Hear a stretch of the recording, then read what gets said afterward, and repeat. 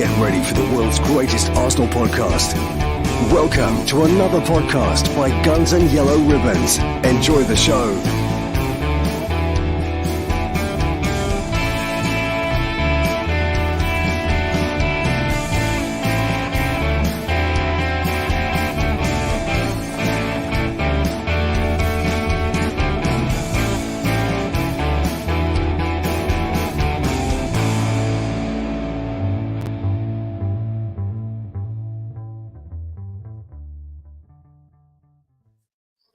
There we go.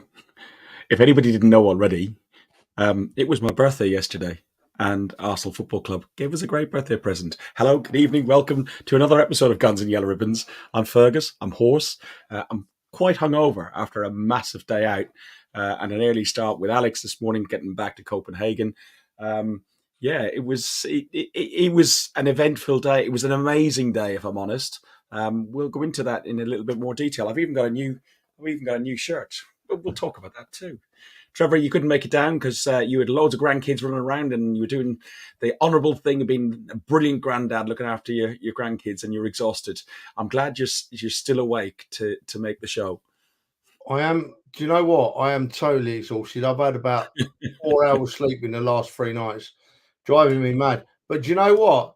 I very nearly rung Dr. Barnardo's care home yesterday and said, have you got space for 4 grandkids just for a couple of nights? Because I've got a more important pressing issue. But unfortunately, my good friend, I couldn't. And I know it looks like, and I've heard that I missed an amazing day. So just from me, mate, I know you're going to talk about it. I'll look in from the outside, but I know you had a wonderful day. And I'm really pleased you had a great birthday, and I shall buy you a birthday beer next Sunday.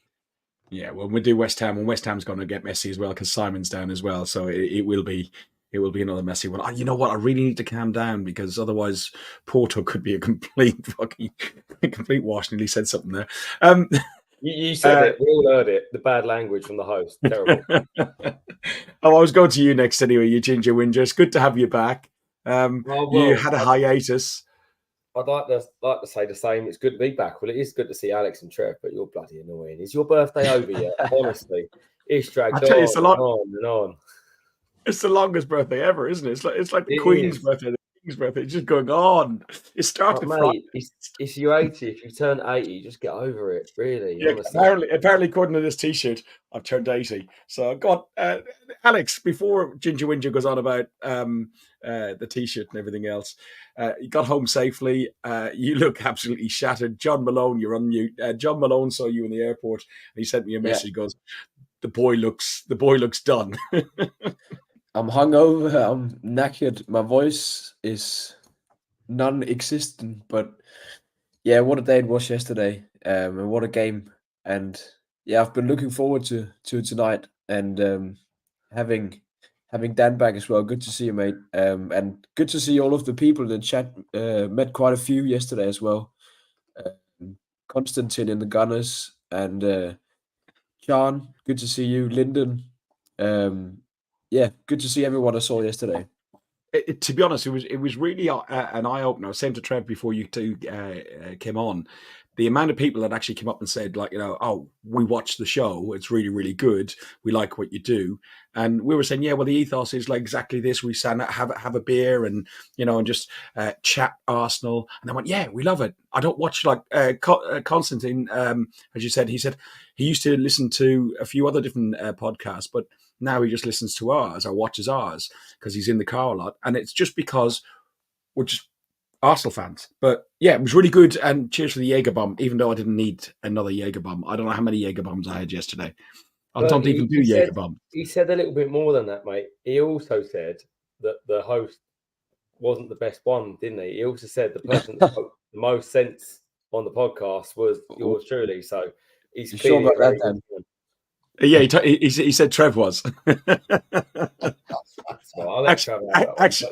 Actually, he did say you did have some common sense sometimes. But listen, the guy was very drunk. Well, I was just about to say that. Tell you what, he's a lot more sober than Fergus was. So I'll tell you what, Danny, but most people were. It's great to have you back on here, mate, but we're going to have to sort that screen of yours out because you're going to give this old fella an epileptic fit with that bloody flickering on your screen, mate. Yeah, it is awful. It is When awful. I You know what? I'm going to buy you a screen or something. I don't know. It's just a typical accountant. He won't spend money on. I'm sure you could write it off the tax just to buy a MacBook at $1,000. You can afford $1,000. Let's not go into taxes on this show, because I reckon your books might be a little bit dodgier than mine. So let's not go there. I'm PAYE. I'm all right. Listen, we had an absolutely wonderful day. Yes, we didn't have Trev with us, but we had lots of the guys, Lyndon and Dale and Lyle and what's John Malone doing in my seat? John was in the Woodbine as well. It was just a wonderful day. I'm going to photo up a few different photos, and we'll have a talk about it as well, about the Woodbine. So first of all, there was this card I thought was just absolutely brilliant. Absolute brilliant card. Well done, Spurs Dale. are shit. Spurs are shit. That was Dale. There's a matter of this little item here. Now, I have got I was given a level because apparently my pictures aren't on the level. Well, I did do some photographs just to prove the point beforehand. They are all on the level, unless, as Dale said, it's cheap and nasty. It's it's, I don't know. That spirit level was 29 pence, Fergus. What do you think it's going to be? And also, what you can't see in those pictures is the little bits of paper stuffed at the other end to make it level. But what I would say, Fergus, is we can actually prove that one way or the other. So, in the interest of VAR. Do you want me to put this on? VAR. Yes, okay, here we go. Let's draw the lines. As you can see from that one there, embarrassing. That's a million miles off, that is, mate. Look at the gap that end compared to that end. Listen, not looking good, Ferg. I tell you what, it's the angle of this. If I change the angle No. There's no is offset to there. Listen, Okay, VAR is calibrated. There we go. He's actually starting to sound like a VAR official, isn't he? If I change the angle. My God. I tell you what, I'm quite disappointed because, we know what VAR is about. Well, the point of VAR is to stop those situations that I used to face when I made a decision on here, got into the dressing room, looked at my phone and thought, oh my goodness, how have I missed that? That shouldn't happen now. The VAR's there. How did you miss it, Ferg? Because VAR complete. Your photos are wonky, mate. Yeah, okay. So, and there's also... I look at that in a different light now, Ferg. I look at that clip in a different light now because I used to think the one on the right was the idiot, but now I'm not quite sure which one of them is the idiot on that clip, to be honest. They're all idiots. There's a matter of this T-shirt here, which is there's the front, and there's also the back. And if people are historic viewers of the podcast, they'll remember that's when a giant hornet came into here, and that's just hilarious. A long time ago. Go on then, Dan. You spent £2 on buying a shirt and getting printed. Thank you very much. You're very welcome. I tried to think what was true to yourself, and obviously Bejesus said Paddy fits you quite well. So Bejesus said, Paddy, I'm 80 today, so I am. To be sure was a good little saying to add in, wasn't it? Really. What's a good John Malone? John Malone got me a scarf of his favourite player.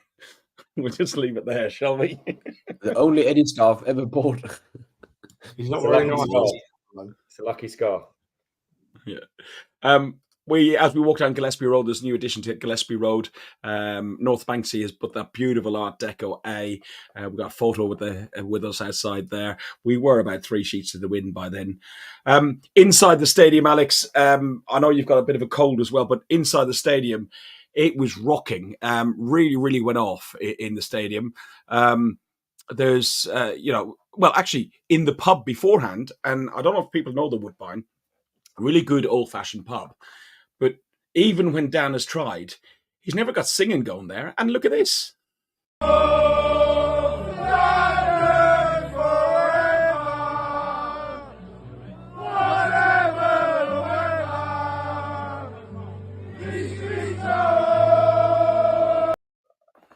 It really went off, didn't it? I'm sorry. I don't think Rory I don't know What are you who's saying to that camera, but I'm getting flashbacks to France because all I can hear is Margolis. Yeah, you can spot the Man United fan in there, can't you? I don't think Rory was enjoyed it just as much as other guys, but yeah, it was really good, and we sung North London Forever a couple of times and some other songs, and then we kept on going when we arrived at the stadium, and Dan and the usual other guys started getting things going, and I'd like to think we took some of it into the stadium and when the match started as well, because I thought the atmosphere was really good yesterday. But I think it was really down to, a major influence of I don't know, people rising above themselves and, rising above all adversities. Oh, it hurts just looking. Andrew, you're so strong. Yeah, I think Andrew must be feeling the effects today of that thing. 105 kilos bouncing on his head. Yeah, thanks for sharing that bit. I'm glad about the noise on. Some things are not made to be lifted, and the man mountain himself got lifted up on his birthday. And God, Andrew, fair play. That lad must be the strongest lad I've ever seen in my life. It was a good bunch of us. There was plenty of beers to be had. Overall, at the end of the day, it was my birthday. Right, listen, birthday's over. Officially finished, stopped. Okay, it's now 1912 on the 5th of February. So I think I've exhausted. The year you was born. Flashback to your birthday. There was the 5th fixture in English League history that was played 200 times. Arsenal had won only 2 of their last 17 games against Liverpool. Both of them coming at the Emirates in July 2020 and October 2022. And this fixture has produced, including yesterday's games, 190 goals. So it's always going to be a goal fest. So much so I stupidly put a bet on 5-0 Arsenal. And I also done 3-2, but I don't really bet, so I wouldn't have a clue. What did we make of the lineups? Trev, I'll come to you first of all, because you were watching it on the telly with grandkids running around and everything else. So it was probably just as difficult as me after 10 pints of lager. Actually, I done cider, and I do take your recommendation, Trev. It was very much, good. It was very good. Was the cider in the stadium on 2-for-1 as well before the game? I don't know. You wouldn't have a clue, would you? I haven't got a clue.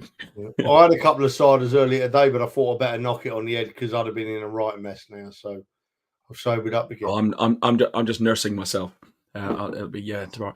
So lineups, Trev. We had Raya, White, Saliba, Gabriel, Zinchenko, Rice, and Jorginho, Odegaard, Saka, Martinelli, and no Jesus. We had Havertz in the number 9 role, and I had heard prior to the game that he'd been training all week and they'd taken some under 18s in as almost cannon fodder body sort of thing, that they could work some moves around for Havertz. What did you make of the lineup, and were you pleased to see Havertz in that number 9 role?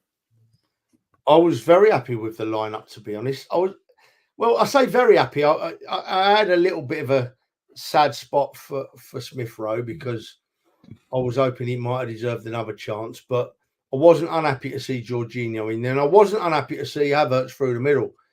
Out of the people we had available, for me, it was Havertz or Trossard that played through the middle, and I was quite pleased to see Havertz up there. I thought he gave us a different dimension, and he didn't play badly.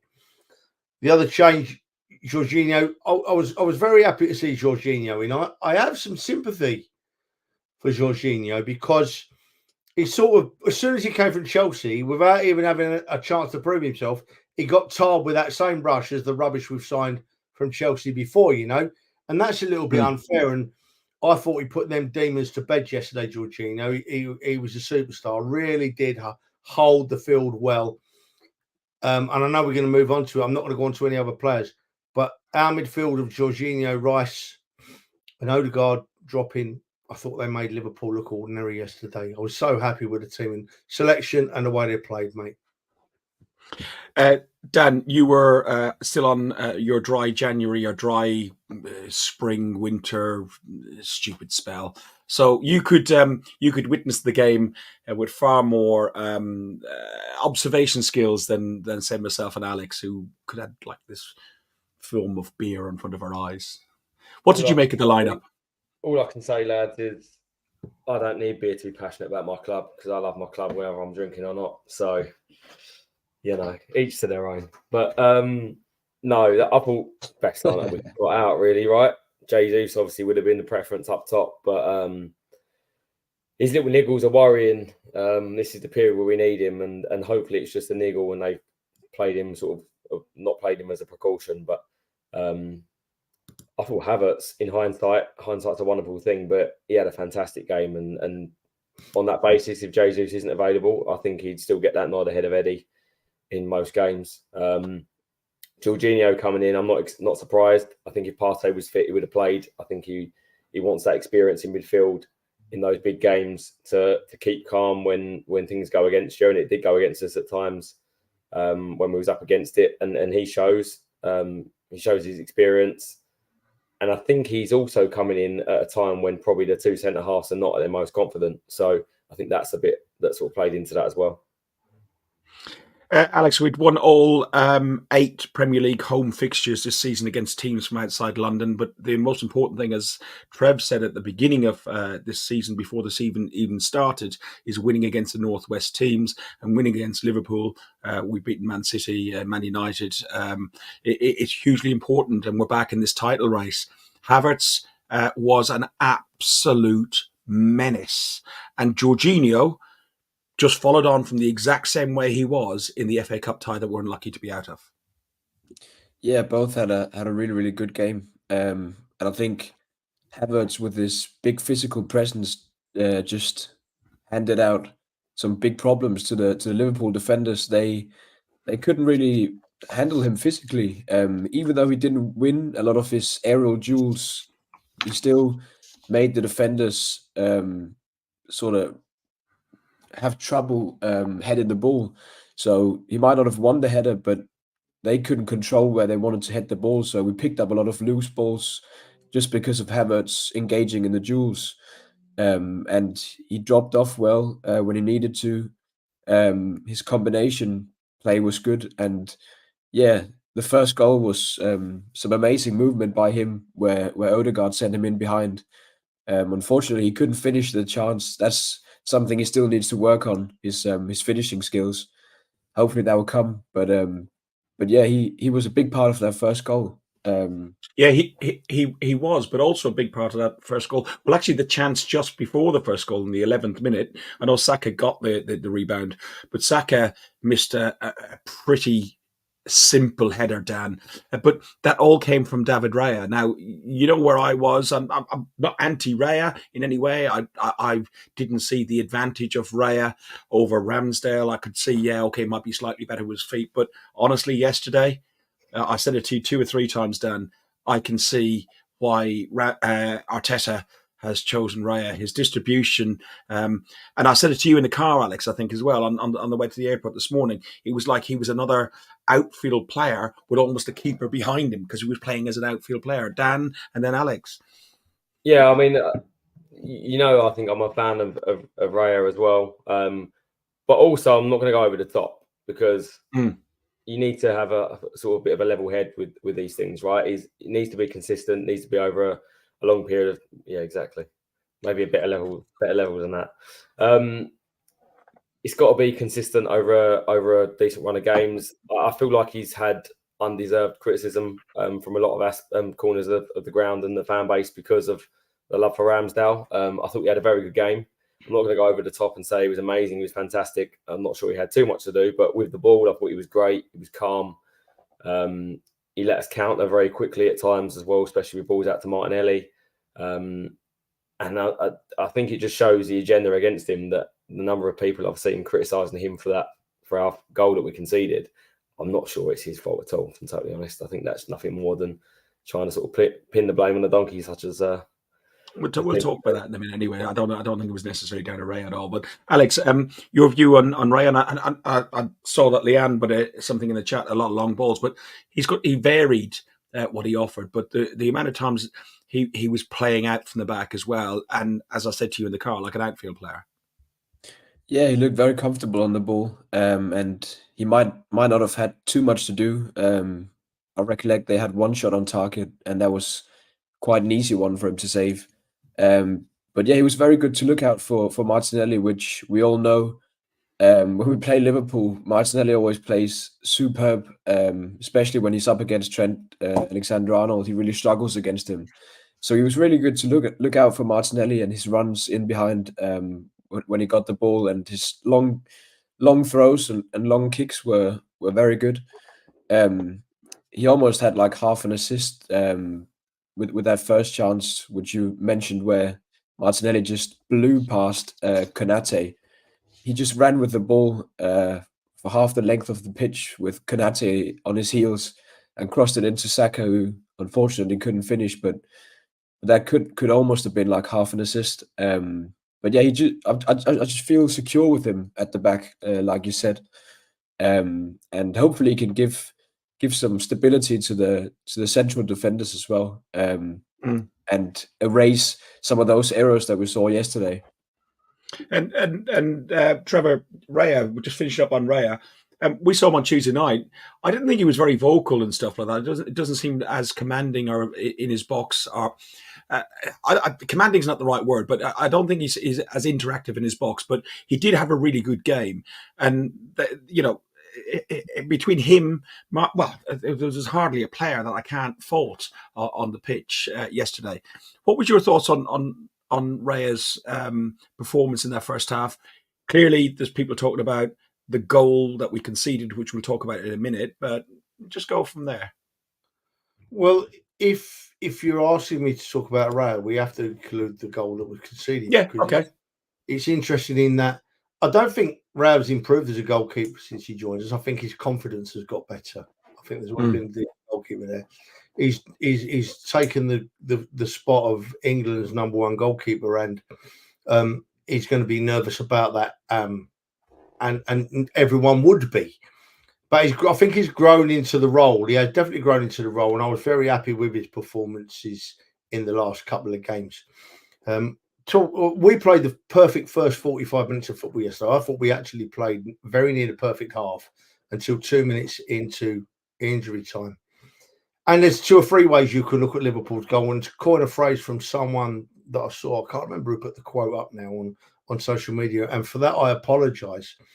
In years gone by, Tony Adams, Keown, Bold, Willie Young, would have got the ball where Saliba did, and the ball, the striker, and half the goalkeeper would have ended up in Rose Ed. The lot would have gone off the field, right?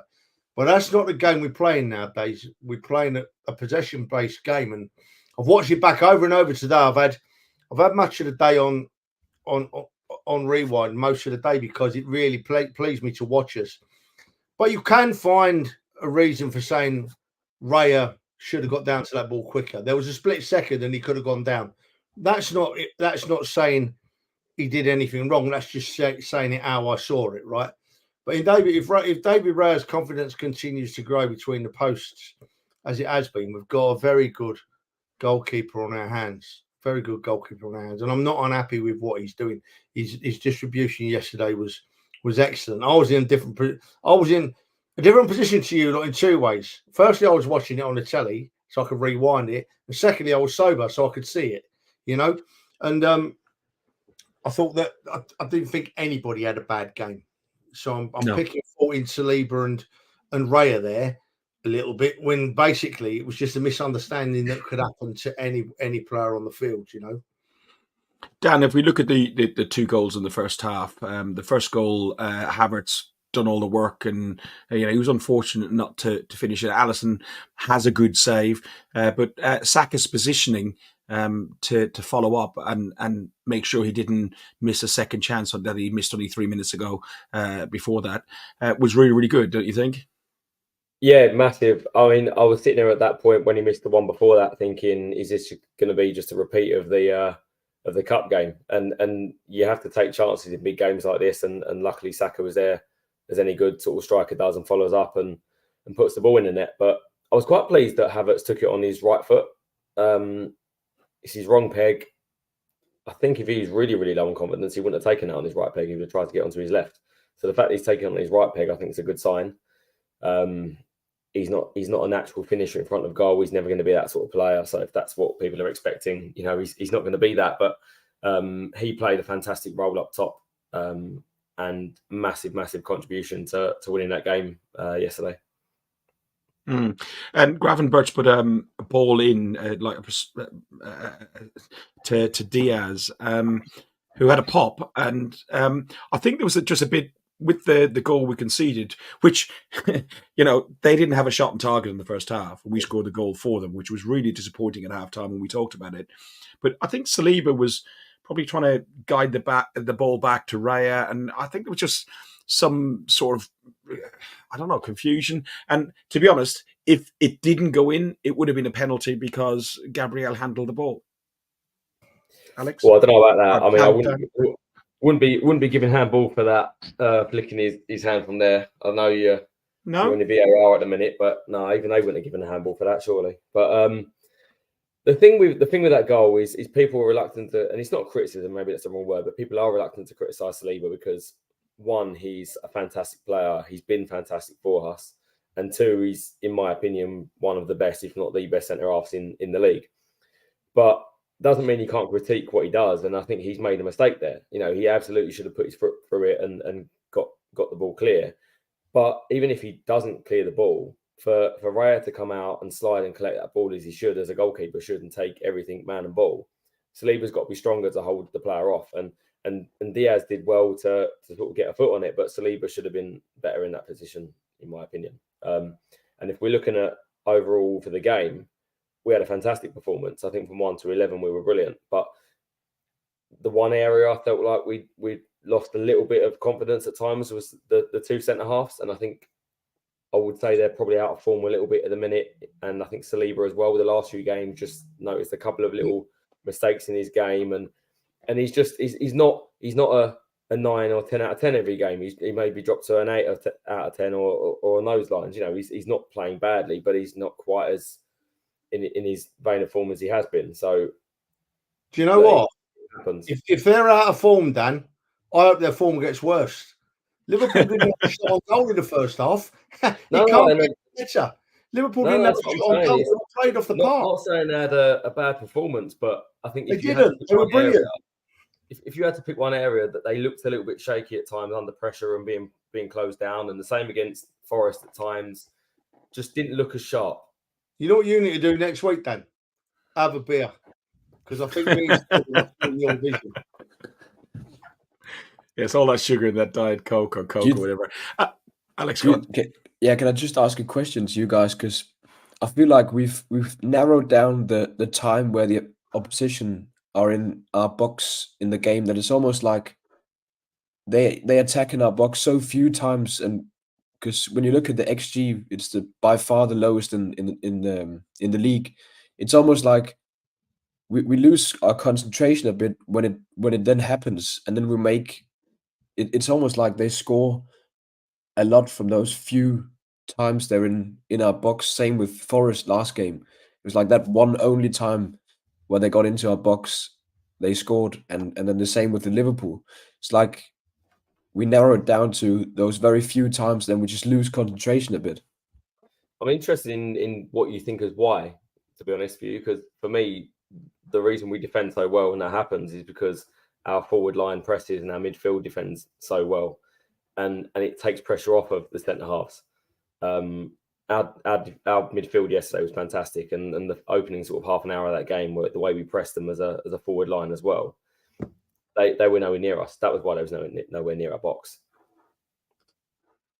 Yeah, I mean, I agree, but do you think it sort of makes it like more difficult in a sense sometimes for the defenders, in the same way like for a goalkeeper sometimes with the concentration? Yeah, definitely. I mean, it takes a top centre half to be concentrated for 90 minutes and not make a mistake. And as a few people have said in the chat, Saliba's young, he will make mistakes. It didn't knock him. He came straight back from it as you'd expect with him. And look, it's not a major issue. With Yeah, Saliba and Gabriel. They're in my opinion again up with City's centre half pairing as probably the best centre half pairing in the league as well. So it's not an issue, but at times people. Why are we spending 5 minutes talking about? Yeah, exactly. I think it's hypercritical. Had an amazing win. Yeah, I think it's hypercritical to talk about the centre halves. Listen, we made a second half substitution. Kivior came off for Zinchenko. Zinchenko apparently had an injury.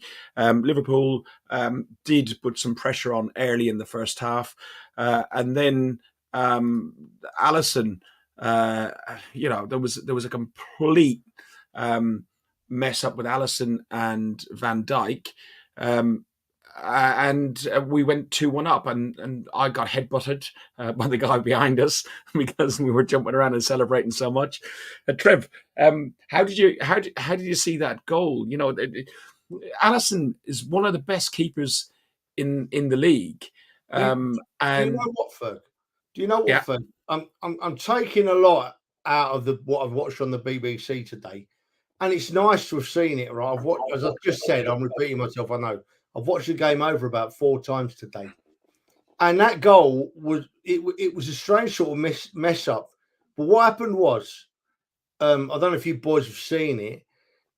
Ederson went to kick the ball and actually kicked Van Dijk. His boot caught Van Dijk and deflected away from the ball, and it ran between the pair of them. The important thing for me is that lots of people have said today that Arsenal got lucky with that goal, is the point for me to take out of it. But nobody's mentioned the fact that Liverpool got lucky for theirs. There's been an extremely high amount of bias in certain areas of the media over the last day. I'm not letting it get to me. I'm laughing at it. But just while I remember, what I must say is that Klopp's after-match interview was fine. I thought he took it well. No excuses made. Just said we were the better side. And Danny Murphy last night, who is an ex-Tottenham player and an ex-Liverpool player, on the BBC, absolutely showed how it should be done. He watched the game, he read back what he saw in the game, and he didn't pick on anyone. He just said that he thought Arsenal were going to struggle, and they didn't. He said they were absolutely fantastic. So big up to Danny Murphy on the BBC and to Jurgen Klopp. The rest of them need to take a look at themselves. And I know we're going to talk about that in a minute, but while it's in my head, you know what I'm like? It goes in and goes straight out. Yeah. It's your age thing, isn't it? It is an age thing. Look, Liverpool was obviously flustered by us. Alex, they made a triple substitution just before that goal. They took Andy Robertson off, Elliott off, Nunes off. Brought them on for Arnold, Gravenbeck, and Gak. Oh, the easiest one, and I almost got it. Almost got it. But listen, I think we deserved to be 2-1 up. We deserved to be 2-0 up in the first half. It was an outstanding performance, and Martinelli's performance was sublime. He is such a big game player. Yeah, and he's a big Liverpool game player as well. Liverpool is the team that he's had the most goal contributions against in the league. So it just shows he loves the game against Liverpool. And he certainly didn't disappoint yesterday. He caused trouble all game, throughout all minutes when he was on the pitch, ran at the defense. And yeah, like you could say it was luck, but it was Martinelli who caused that second goal for us. He ran down Van Dijk, went shoulder to shoulder with him, and caused that collision with Alisson and Van Dijk. So he had a big part in that goal. And he was strong, Alex. He was strong. Yeah, he was strong. Yeah, he was strong. That annoyed me last night on the train on the way home. We bumped into some guys and, you got so lucky. You got so lucky for that second goal. The only reason we got lucky was what we done the whole game. We pressed, we pressured, and that's why the mistake was made. And that was why I was gone. There ain't no luck involved. That was game management. We could have won 10-0 last night. Liverpool have never conceded as many chances in a Premier League game on the club as they did yesterday. we peppered them with shots on target. Kivio had a massive chance. Saka could have scored early. I could think of so many instances where we could have scored yesterday as well. So there's no need to talk about luck when we speak about yesterday's game. It was so deserved. I don't know, lads. I mean, the fact of the matter is, I don't know. Maybe if I'm just looking at it a different way. We was never lucky winning that game. We won that game because we were a better side, and we were the better side across the 90 minutes. We created chances. We should have scored more. I thought the way we pressed from the start was fantastic. When our heads dropped a bit in the second half, yes, we might have got a bit of luck, and I'll come back to that in a minute, but we picked up from there and kicked on as well. And we won the games with a better side. But the fact of the matter is, we did get lucky for the second goal, the same as they got lucky for their goal. We both got a bit of luck on both sides, but the better team won. And I think even Klopp said that in the end, that the better team won. So Liverpool fans can be as salty as they like. The best team won that game. So let's move it on. And they can continue being salty all they like, and Carragher and the rest. You see, I didn't notice it, Ferg, right? You're going to move on to the second half now, right? I didn't notice in the middle of it. I didn't notice it. All right. I didn't notice it, but we pressed and we pressed and we pressed for the first half. And we started off the second half in a similar vein. But when we got the second goal, right, we sort of transformed into a bit of a 4-4-2, you know. We just sort of transformed a little bit and played tighter in the middle and made sure Liverpool weren't going to play the balls through the middle. And it was really interesting to watch. I didn't notice it until it was pointed out to me today. But if you watch the second half as it progresses, it becomes really clear what was happening. I just think it was a magnificent performance from start to finish. Probably the most complete performance I've seen from an Arsenal side in a long time. And I measure it by how I feel. There's a few games of football that I regret not going to. I regret not going to Anfield in 1989, so I didn't think we were going to win. I regret not going to the Champions League final in France, even though I didn't have a ticket. I should have gone anyway. And then yesterday's right up there with the others after them, because it was a superb performance. It really was. And I picked fault in Raya a little bit earlier, and Dan's mentioned the defence. And if I'm honest, I think we're both wrong to do that. I really think we're wrong to do that in this situation. I think I'm just buzzing with what I saw. The only thing that worries me now is what happens against next week when we go to West Ham. Does the consistency come with us? Or do we sort of revert back because West Ham are going to play a completely different game against us? I'll tell you what, I can't carry. You must have been bursting there, Ferg. You were gone forever, son. No, I switched my t-shirt round and my earphones fell out, and then something else started playing and everything. I'm wanting to see that. Get your tats out for the boys. No. There's some things should be kept private, and that's definitely one. Yeah, she loves it. She loves it. Yeah. Can I just shut back, Ferg? I was just about to ask the lads a question, right? Yeah, far away. This comment from Trolls really sort of covers it off and asked the question for me in a way, right? But yesterday I watched Jorginho come into the side against one of the best teams in the country. I watched Nelson come on, and I watched Kivior come on at half time at left back, which worried me a little bit when he first came on. I thought, is this lad going to stand up and be counted here? And all three of them were absolutely superb. So, we've been worried about the depth and strength in our squad. Are we sort of worrying a bit too much? Is it there for us? Have we got it? Because we've still got all these people to come back, Is the depth already there? I think the depth in defence is probably there when you look at Tommy Astew's coming back and signed his new contract. You've got Timber, who we've seen briefly in the pre-season, who looked outstanding, and I think once given a few games in the Premier League and Champions League, I think he's going to be, whether he's going to be a player for this season, I think we mightn't see the best of him this season, but I think we'll definitely see him settle into the side and be a player that everybody will be envious of next season. I'd probably like cover in right back for Ben White, I suppose, is the only thing I'd say. I know they book Party out there and so on, but I know Timber can flick up. So there's been words today that Tommy Astew's about to sign a new long-term contract. Yeah, he's done it, apparently, yeah. Is that our right back cover, mate?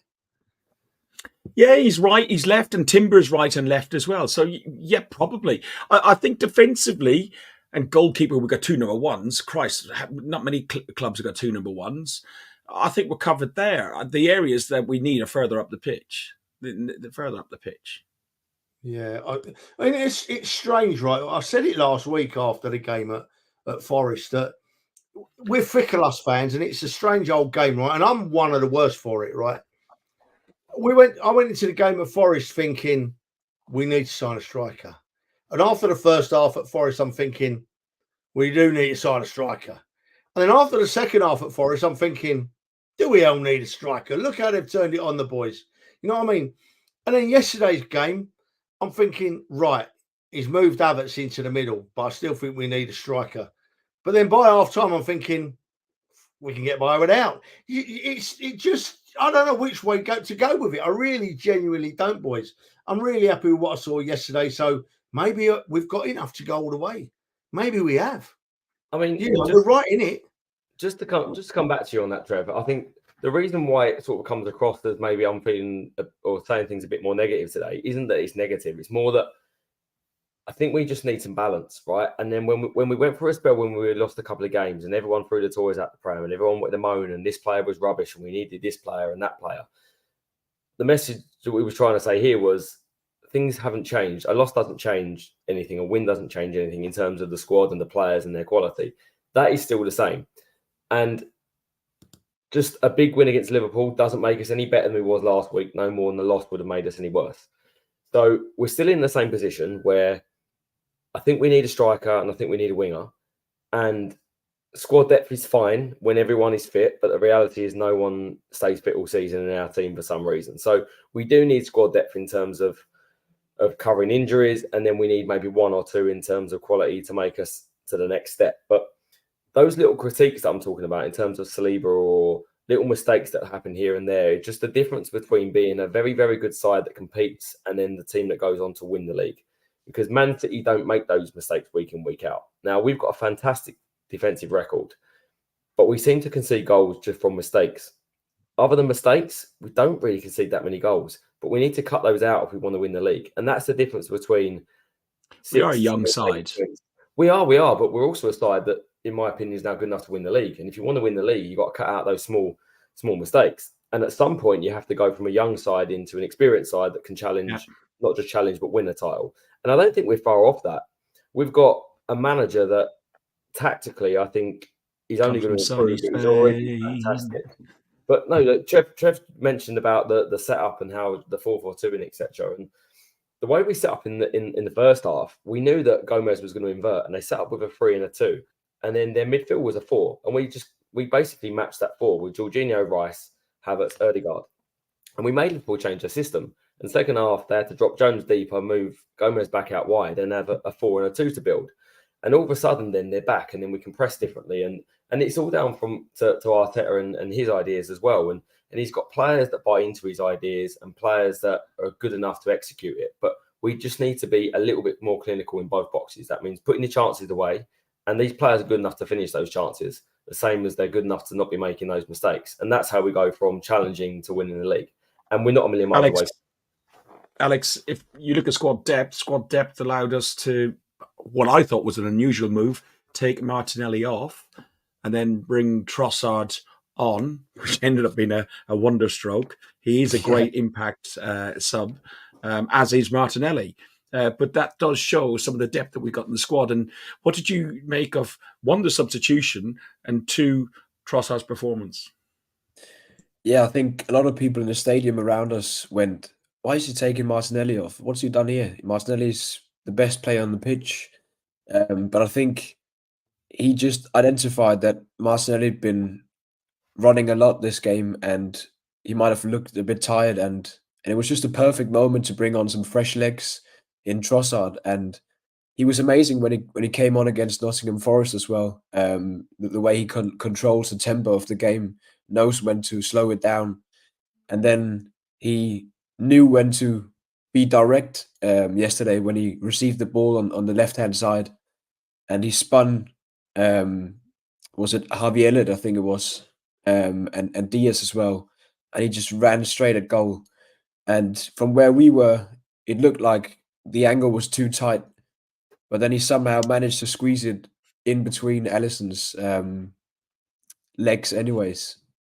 Yeah, I spoke with Trevor this morning about this, and he's ringing up to see how bad my hangover was. I said to him, I said, we saw on Tuesday night Jesus take that really tight angle, which I thought he actually had hit the side netting and it was into the back of the net. And then Yeah, obviously Trevor gets famous. All the kind of TV fish cameras went looking, where's Trevor, and found him, of course. bouncing around.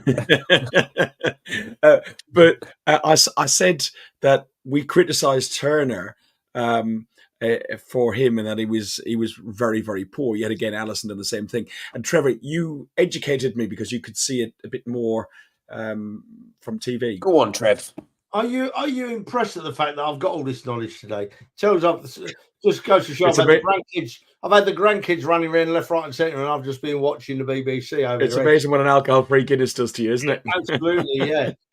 Because the shot from Trossard, it took a little bit of a deflection off of Van Dijk, and that moved. Ederson's hands were down, and it moved the ball about 3 inches to the right. But it had that much pace on the ball. He didn't have time to move his hands, and it just deflected it past him. So Ederson was a bit unlucky there. Van Dijk was a bit unlucky there, and I don't care. I really don't care. Dan, do you think the red card for Konate influenced the end of that game? Do you think everything influences the game? Yeah. You know what I mean. You know where I'm coming from. Well, the thing is, it's how do you tell, right? 92nd minute, not long to go. I certainly wouldn't be hanging my hat on it saying that stopped Liverpool from getting back into the game, because I still feel comfortable that we would have saw the game out. But certainly takes a bit of pressure off us when you're playing against 10 men rather than 11, and then probably gave us a bit more space to score the third goal. So maybe it was a bit more comfortable than it would have been. But yeah, I still see us seeing that game out, if I'm honest. But that's me being a biased Arsenal fan. So Havertz was clever, Ferg. Yeah, he knew he was on a yellow. Havertz. He knew he was on a yellow card, and he ran straight into him, arms out, down he went. And Klopp was smiling at Havertz and giving him the thumbs up as if to say, well done. Yeah. Klopp was appreciating what Havertz had done. I suppose it wasn't sending off, but Havertz was clever. And that's I'm praising Havertz for that, because that's the game we watch and play these days, isn't it? That's part of football. As a Submariner would, the man who shouted "dive, dive, dive" last week. This is becoming a bit of a repetitive theme with you, Trev. I think we've got Mojito Trev, and now we've got Cheating Trev. I think he's another one. But I tell you what, though, Havertz was just a pest all game. He was so hard to deal with in that position. I think I mentioned to a couple of you guys, he reminded me a bit of Giroud, the way he could hold the ball up and just get into those areas and just create space out of nowhere, Trev. Well, it's interesting. I saw a completely different aspect to the forward line yesterday with Havertz playing through the middle, and it took me back to the three games in particular when West Ham came to Arsenal and didn't want to play and let us have the ball out all around the area because they thought they had our centre covered and we couldn't play against it, and they beat us. And then Crystal Palace tried to do it and they weren't good enough. And then Forest tried, not Forest, who else tried to do it? And they weren't good enough either. Forest tried to do it for the first half. Yeah, Forest tried, Yeah, and they weren't good enough either. So I like to think in my head that Arteta's looked at the Forest game, looked at the West Ham game and thought, right, how do we beat this? Because other teams are going to do this now. And we started beating it. But I can't help but think that if halfway through the game against West Ham, when we weren't breaking them down, having so much possession, but not breaking them down, was that the time when he should have said, right, reformation here. Let's put Havertz through the middle. Let's put 6'4" in the middle instead of 5'4", and let's put a different perspective on the game. And I think that I honestly think that may have had a different result. But the one thing we all forget is, right, and we can't forget it. Odegaard, Saka, Martinelli, and Jesus. I've said it before and I'll say it again. They all stopped scoring at the same time. They all stopped looking threatening at the same time. And I have to repeat it because I think it's so important. Nobody could foresee that. None of us four could foresee that. Arteta couldn't foresee that. They all lost their scoring boots. But now they're back. And if we keep this consistent, if they keep back till the end of the season, then we're right in it. Right in it. Really, really are. I'm excited. I nearly peed a bit in my tenner for men, then I was that excited, right? we are right in it, you know. Arnie's hit the nail on the head there. We can't turn back time. Absolutely, we can't turn back time. But we can learn from what happened during that time, right? And that's what we're doing. And that's what we need to do. We learn. And we're learning well. Ferg, you mentioned it earlier, son. Very important point as well. Games in the Northwest, right? Against them 14th from the Northwest, we've taken 13 of a possible 15 points this season, right? And we've got Man City away, Man United away, and Everton at home to come, right? And I think if we came away with 5 points out of them 9, we are right in it. We are right in it because that means we're absolutely thrashed the Northwest. 5. I'd like to think we beat Man United away, and I'd like to think we beat Everton at home. So that's 6. I'm looking for minimums, Ferg. I'm looking for minimums, right? Because we're all saying Arsenal got this to play, Arsenal got that to play, but they've all got to play each other, you know? Man City and Liverpool have still got to play a game of football, you know? Newcastle are going to come back again and get some results again. There's going to be the odd upset, and that's probably where it's all done. We've got to be the team that has the least upsets, and then we're all right. I'm drifting. Sorry, Ferg, I'm drifting. Yeah, no, it's fine. Look, officially, Jorginho was given player, man of the match, and person of the match, individual of the match. Who Alex, since you've come up, who would you have said your man of the match would be? Bear in mind, there's only men on that pitch. I think I'd probably give it to Jorginho as well. I think Arteta, he said it well after the game. He's an intelligent player. His biggest quality is that he makes the other players around him better. And I think that's what he done yesterday. He made it tick for us yesterday, Jorginho. But I think Martinelli had a great individual performance as well. And he was part of like winning the game for us. He was just dangerous all game. But it's such a difficult one because you could give it to so many players. Ben White looked like his usual self again yesterday. He had a brilliant game. Fergus was man of the match. Apart from him getting a silly yellow card in the 38th minute or something for time wasting. I don't remember getting a yellow card. You had a red from the first second. Don't worry, mate. Pre-match, you didn't make it on the pitch. Odegaard, him dictating the press, leading the press. His chance creation was good. Odegaard. There's so many you could give it to. I'm picking. Who are you picking? Martinelli. Dan, who are you going for? Simple for me, Jorginho. Bottom midfield, experience. Him and Rice together were unreal. I mean, you can make a case for so many, but I'm going to say Jorginho. But I can't move on, Ferg. I can't move on from the Havertz point very quickly because I can't help but feel like there's a lot of people that owe quite a few apologies. And a little bit fed up at times of certain people that want to moan and call players out and dig players out when we sign them and 65 million wasted for Havertz and Jorginho and other Chelsea rejects and all of these things that people say and Raya. And those 3 players were fantastic yesterday for us. And I will go as far as saying that if, for example, Havertz didn't start up top, we would not have won that game if Eddie started that. And people want to criticise why Arsenal paid 65 million for Kai Havertz. Now, he's got a lot more to prove that he's 65 million. But let me tell you, yesterday is a big, big step towards that because he was nasty, he was big, he was clever. He got his body in the right position so that they couldn't outmuscle him. He was just everything we needed him to be at that moment. And people were questioning why he was purchased. He was bought for that sort of reason, to give us a different dimension, to give us something different.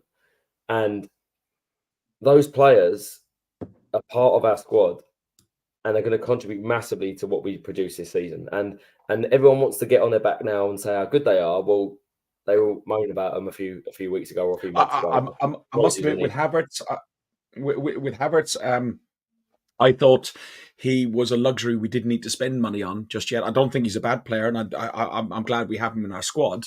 But I thought, like, when you look at Havertz for £65 million, when we needed an Ivan Toney or whoever it was as a centre forward, or we need other areas in the pitch, a party replacement. Although we did need a Granit Xhaka replacement. We did, yeah. But we tried to have that in Rice. I just thought, no criticism on Havertz himself, but I just thought that money could have been spent better elsewhere. Who are you going for your man of the match? You said Jorginho. Yeah. Trev? I'm going to change it to Edu, 65 million on Havertz. Hey. I think firstly with the Havertz thing, once again, he's come from Chelsea, and our record of buying players from Chelsea has been really poor. Has there been that hanging over his head? I myself have thought at times when he's played that little bit deeper that I want to see more of him. But I thought that playing up front on yesterday, I thought he'd found his spot, he'd found his place. He was absolutely the threat. He was the plan B that I've been crying out for. Absolutely the plan B that I've been crying out for, right? So my man of the match yesterday, amongst 14 people that played really, really well, was without a doubt for me Jorginho. I thought he just came into a side. He's not been playing very often and absolutely purred through 90 minutes as a class act, an absolute class act. But what Dan says he's really interested in, right? Like, you know, and I want to ask you boys a question now, just before we leave this game and move on to next week. I want to talk about both at once, Ferg. So, right, Havertz has played a really good game up front yesterday. I thought we looked a different side. I thought our strengths seemed to be moved around the park more, and the focus was Havertz in the middle, causing a bit of disruption. So next week we play West Ham away, right? The same West Ham team that came to the Emirates and clearly done their homework, and for want of a better phrase, scored us. They scored us. They got the lucky early goal, and they just played the game we couldn't match. Now, we played that game without a big centre forward, and we couldn't penetrate. So next week, if Jesus is fit, who plays against West Ham? Jesus or Havertz? Shall I go first? For me, I would leave Havertz in there. Absolutely leave Havertz in there. I think it's a different type of game. The thing we're playing Liverpool, and we said this after the Forest game, or while we were watching the Forest game, when we're playing teams like West Ham, Forest, and we're going to have it in a couple of weeks against Sheffield United, there's the sort of teams that sit with the low block, and we find it really difficult to get past the 10 men. I think the fact that Liverpool tried to play football against us played into our hands and played to our advantage, because I think we are a really good footballing team. I don't think West Ham are going to change. I know they'll be playing at home, but I don't think they'll change how they play against us, because we are a better footballing team than them. So I think they will sit deep, defend, and try and catch us on the counter. Does Havertz give us that option? Not when you see how Jesus and his close ball control that we saw, because we were so close in that game at Forest. You can see how he can spin on a sixpence and take the ball down and take a shot. It's a really difficult question, Trev. Did you say spin or spit? I don't know if Jamie Carragher's jumped into your mouth or if you said spin. Okay, so just confirming. Yeah. No children here. Yeah. No children to be spat at. I'd probably go Jesus. Yeah, I mean, Leanne makes a good point here. Really, you'd go Jesus. That's interesting, folks. That just goes to show how split us Arsenal fans are. You see, and that's the point we've just made. Liverpool wanted to play. West Ham will just wait on a counter. Whether they'll wait on a counter at home in front of their own fans, we're not sure. But it was successful at our place, so I believe that they'll head down that road. Boys, quickly, who would you go for, Jesus or Havertz up top? Go on, I'll let you go, Alex. Alex, go on. I think Havertz gained quite a lot of confidence from the last game against Liverpool, so I'd keep him in the team. Yeah, simple for me. if Jesus is fit, Jesus starts as number one striker. But we've got a fantastic backup option in Havertz. And if there's a slight concern over Jesus, Havertz starts up top. Yeah. Carragher was mentioned a second ago. Carragher thinks that we celebrate by taking photographs of ourselves. Listen, Odegaard, no, he didn't take this photograph. Stuart took that photograph. Brilliant photograph. It was really good. The thing is, if you zoom in onto that photo, somebody was going around with F the ballot stickers, and somebody stuck it on my badge beforehand. I didn't even know what it was, and I know who it was, and it wasn't anybody here. I come along. I realised when I come along, I said, "Oh, Stuart, Steve, as you call him, Dan." I said, "Take a photo," and he went, "What?" And I went, "It's my birthday," and I pointed to the badge. And I went, a couple of photos. Then I realised it says "fuck the ballot" on it, so he's not going to publish that anywhere because it's going to be anti the establishment and everything else. So I sent him a message on Instagram this morning and he sent it through, but which was really, really nice of him. But Carragher and the criticism also of Arteta doing what Mourinho and Klopp have done, running up and down and celebrating down the pitch. This media bias, Trev, is just absolutely. It's got to be for clicks. It purely has to be for clicks and football and traffic and because. Look, mate, right? Look, it's my view changed slightly today. As I said at the start of the show, I'm not going to linger on it, that I thought the BBC done a brilliant job yesterday, right, of their coverage of the game and they're summarising after.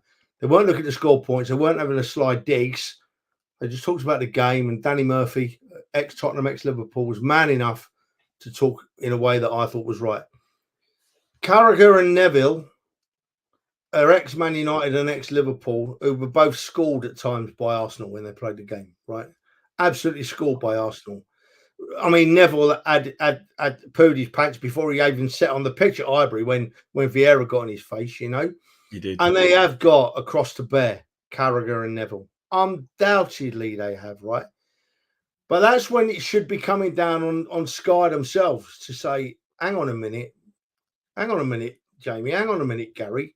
We like your work, we like what you do, but you've got to start being a bit more level-headed and not talk about what went on in your head 5 or 10 years ago and how your hatred lies. Talk about the game that you're paid handsomely to summarise and talk about it and read the game, you know? And then hopefully we would get some better information from a premium sports channel that we pay a lot of money to watch, right? And I sort of got my head thinking about it today. You can tell I've had a lot of time on my hands. And I sort of looked at Sky Sports. I'm talking about Carragher and Neville now, obviously. I sort of compare them to referees in the PGMOL. Referees and officials in the PGMOL think they're absolutely untouchable. You can see by the way Howard Webb, how he's so self-righteous when he goes on the TV. We've even got Mike Dean being paid handsomely by Sky, and it actually churns my stomach when I hear him talk. But they don't care, these officials, because they're untouchable. Now, are Neville and Carragher starting to think the same way? Are they? I don't know, but it would apparently think so, wouldn't it? It would apparently appear so because they say what they want, and what they say is downright rude and offensive. I mean, I had to laugh last night. I can't let it make me angry. But when Carragher said that thing about Odegaard, just get off the pitch, and not only did he say get off the pitch, you've just won a game, and I'm being serious, he added on the end, right? He went the extra step last night. He didn't make a comment, he made a statement, because that on the end saying, I'm being serious now, moves the goalpost completely, you know? It's not an off-the-cuff comment, it's a statement that he's thought about. So I just want to think, come on, Sky, sort these people out, you know? Make them look at the BBC coverage from last night and that, and learn from it. And if Gary Neville and Carragher are not going to play the game, Carragher in particular yesterday, if he's not going to play the game, then give us someone that is. We're not looking for bias towards the Arsenal. I just want to watch a game of football, and I want the summarisers to be talking about the same game as I've just watched. I want it to come from off the field, you know. I do agree, and as you pointed out, Danny Murphy, who normally doesn't, and I was listening to Talk Sport today, and you got Graham Souness. And like Danny Murphy was balanced on Match of the Day from what I saw last night, but Souness is just always bitter and twisted. Guys, we're gonna wrap it up shortly. Couple of other topics I thought was quite funny. Spurs 2-2 in the 94th minute or whatever. That was funny. I suppose winning at Everton isn't for everybody, is it, Alex? That don't seem like it. Yeah, that was just the perfect way to end that game with Romero. We all love Romero, don't we? And he headed it towards his own goal, and they bottled it.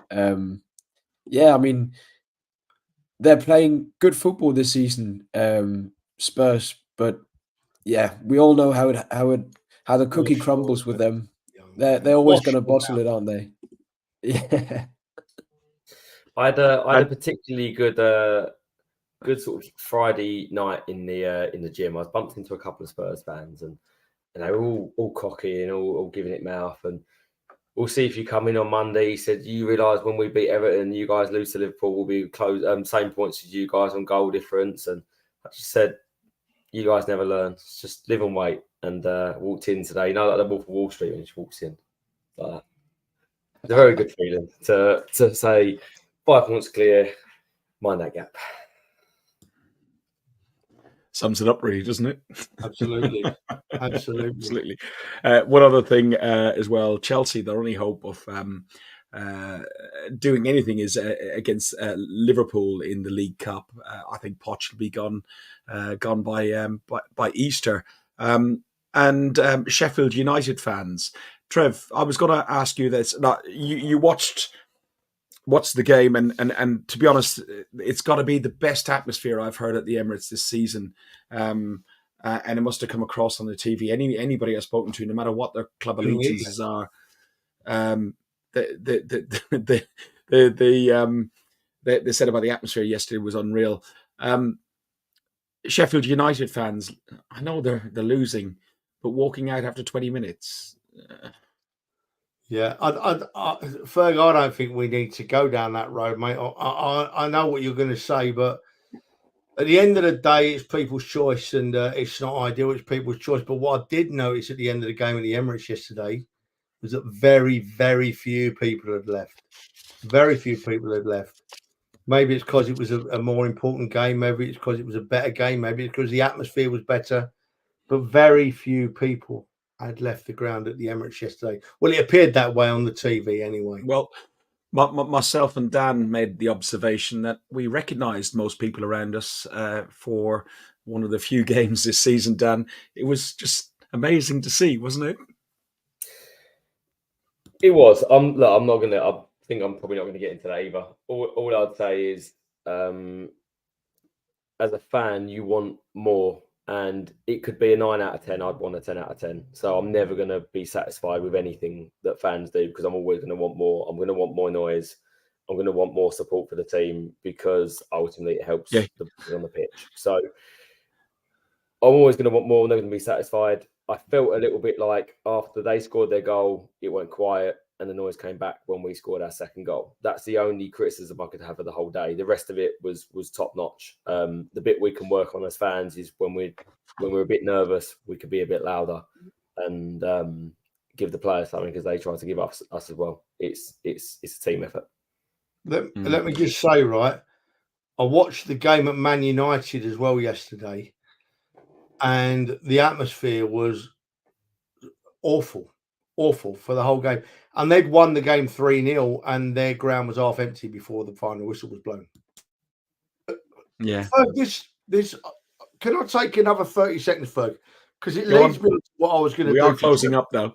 I know we are. It leads me on to what I was going to do for Trev time. Just take 30 seconds. Earlier this week, I put out a social media post, right, about the atmosphere at... Take that off, Ferg. It puts me off, son. It puts me right off my ugly mug that close up. And I put a post on social media about the atmosphere at the Emirates and how I thought it might have been ruined and how I thought it was going. Didn't name anybody. Actually, didn't accuse anybody. But one lady's name kept popping up in the comments, right? And some of the comments about her, regardless of what you think of her, were that near the mark that I took the post down, because I thought, although I've not insinuated that this lady is any of those things, it was my post that started the ball rolling, right? But it turns out that against one of these comments, this lady's husband had posted, and I read and I replied to him asking if he'd want to chat about what his wife does and whether he'd care to enlighten us, and he's not replied. But one thing he said got me thinking. He said that he thought that member of staff was one of our most MVPs, right? So I just want to say to you now, right? What's an MVP? Sorry. Most valuable person, most valuable player. Yeah. Okay. So, well, that's how I read it. And from the context of the message, that's how I interpreted it. So it got me thinking, right? And what perspective you have or where you're coming from, you can think that different people within the club are the most valuable people, right? But speaking from my perspective, right, that I have absolutely no doubt that fans, not your corporate fans who go once a year for a feed, not your fans that with greatest respect come to one game a season and go away, the fans that go regularly through thick and thin, that take out a loan to get a season ticket and get themselves in debt, or are running short of money, but instead of not going to the game, they're that desperate to go to get themselves in debt. They're the real people. We know people like that, Trev. We know people like that. Absolutely do. And do you know why we're the most valuable people? Because everybody else has got a choice, Ferg, right? A player can come and go and leave the club. A manager can come and go and leave the club. A corporate person can come for a couple of days on the beer a year and leave the club, right? A chairman or an owner can buy the club and then sell it again. They don't have to stay. But I'm speaking for myself, and hopefully for you guys, I have to stay. I've got no choice, right? I have to stay because I love my football club. And to coin a phrase to end from Sir Bobby Robson, when you're a kid or when you first go to the ground and you walk up the stairs and you see that patch of green grass for the first time, without realising it at first, and then but absolutely without being able to help it, you fall in love, don't you? You fall in love with a football club. And because of that, because we've got no option but to be there and we do anything for our club. I mean, if Arsenal run me tomorrow and said, Trev, can you come in and clean the players' boots for nothing? I'll be there. I'll be there. It'd be an honour. You know, not because I know it's in my head it'd be stupid, but I'd have no option because I love my football club and I'd do anything for it. And purely from that perspective, we're the most important people. No contest. We are MVPs. Trev, it's just so ironic or so coincidental that you talk about the Green Bays. I remember I got one of Ruth Beck's little messages here, but I remember going to Highbury and when I walked out up onto the North Bank and looked out at that snooker table that it was of the Green Bays. Yeah, did fall in love with the club then. And you know what? It's when the days are bad and the club is at like at the end of Emery, at the end of Wenger into Freddie and part-time when in Emery's era. That's when we were there, because I feel, you know, if I'm not there when we're playing Liverpool and I miss out a game like you did yesterday, Trev, it's awful, yeah. But we're flying, we're doing really well.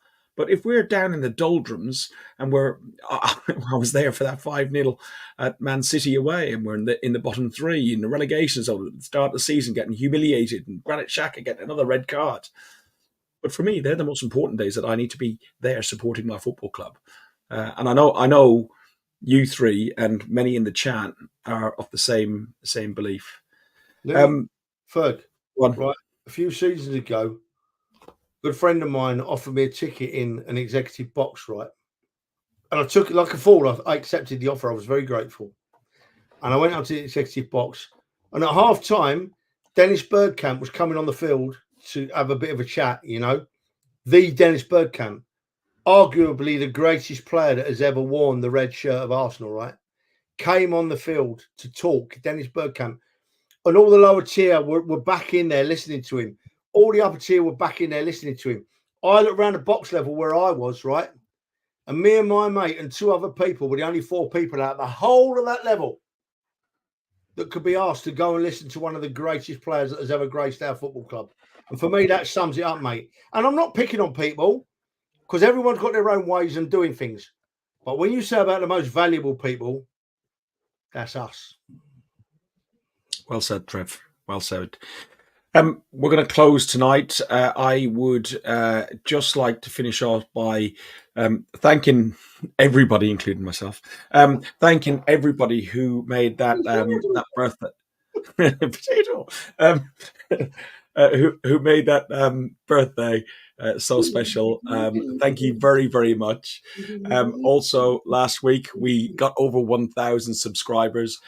We actually have 1,135 subscribers on there. Thank you very much. It really does make a big difference to us. We're going to try and do maybe a couple more, maybe another show, maybe a week or something. I don't know. We're going to try and do something because I'd like to get some of you seeing a little bit more content. But listen, we do this because we love the club. We do this because we enjoy chatting to each other. We don't do it for fame and fortune and everything else. Alex, you need to get some rest, man. You look I feel. My voice needs some rest as well. It does. Absolutely knackered. Thank you very much, and it was a pleasure having you over the weekend. And we'll see you for the Porto game. Yeah, see you for the Porto game in March. Definitely. Dan, you need to have a flipping beer. I nearly said something else. You need to have a beer. Just. Oh, man. And I'm saving them all up for Porto. All of them. Save them all up. Oh, Christ. And obviously, Trev, you've had plenty to say, but thank you as always. I will see you on Sunday. You're crashing down here. We're going to head down to Stratford and have a few beers and then go and see the game. Northumberland forever. What's that? Have we done predictions? Predictions. I'll go 2-1 Arsenal. Trev? I'm going to go 3-0. I think we'll turn it on. We owe them. Alex? I'll go 1-0. Scrappy 1-0. I'm going to go 2-0. I think we owe them one big time. By the way, Trev, this has just come in my head. I've got to say this, Trev. The most disgusting comment I heard ever in the Emirates Stadium from Fergus Keating. Go on. 3-1 up at the end of the game. And he says to me, I wouldn't mind a Liverpool goal so I can win my bet 3-2. You can sod That is disgraceful. Disgusting. That is absolutely disgraceful. Deserves banning forever. That pint I was going to buy you on Saturday, Fergus. Sunday, you kid. You're gone. Yeah.